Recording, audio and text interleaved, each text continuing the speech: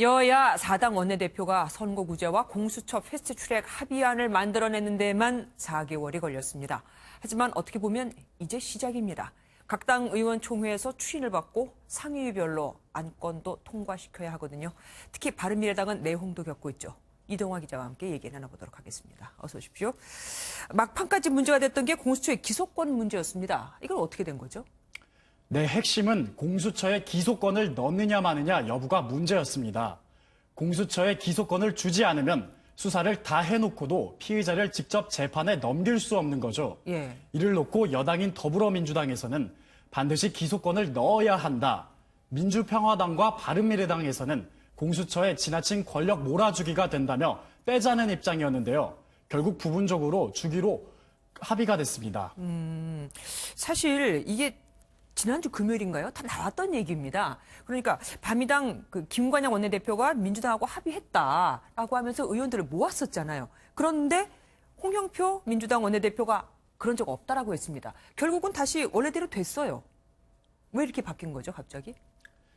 네, 최근까지 홍영표 민주당 원내대표가 기소권 없는 공수처는 안 된다고 반발해왔었지만 결국 여당 원내대표로서 합의 무산에 대한 부담감이 컸을 겁니다.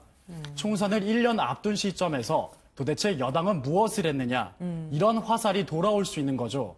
공수처 하나 때문에 선거제 개혁, 검경 수사권 조정 등 그동안 많이 좁혀왔던 개혁 법안들을 다 놓칠 뻔했습니다. 공수처 설치를 지난 20년 동안 요구해 왔습니다. 명시적으로 이 수사권과 기소권을 다 100% 주지는 못했지만 일단 공수처를 설치하는 것이 대단히 중요하다고 생각합니다. 사실 다른 일부 여당 의원들은 선거제 개혁 법안으로 이득을 보기 힘든 상황에서 공수처마저 알맹이가 빠져버리면 명분이 없다며 합의안에 대해 반발해왔던 것이 사실입니다. 네. 하지만 문재인 대통령을 비롯해 청와대가 힘을 실어줬고 여당 지도부가 협상에 적극 임하면서 여야 4당 간 합의가 이뤄질 수 있었습니다. 그러니까 사실 하고 싶진 않은데 어쩔 수 없이 합의를 한 거다 그 얘기죠. 앞으로 넘어야 할 산도 많습니다. 네, 여야 4당은 각각 내일 오전 10시에 의원총회를 열어서 각 의원들의 추인을 받은 뒤에 각 당의 최종안으로 확정할 예정입니다. 관건은 바른미래당입니다. 김관영 원내대표는 바른정당 출신 의원들의 반대가 강하지만 의총 의결 정족수는 과반수라며 통과를 낙관했습니다. 당내에 다양한 의견들이 있었지만 추인 과정에 별 큰 어려움 없이 추인될 것이라고 생각하고 그 이후에는 각 상임위를 통과해야 하는데요. 선거제 개혁안은 정개특위, 공수처와 검경 수사권 조정안은 사개특위에서 이번 주 목요일까지 패스트트랙 안건으로 지정하기로 했습니다.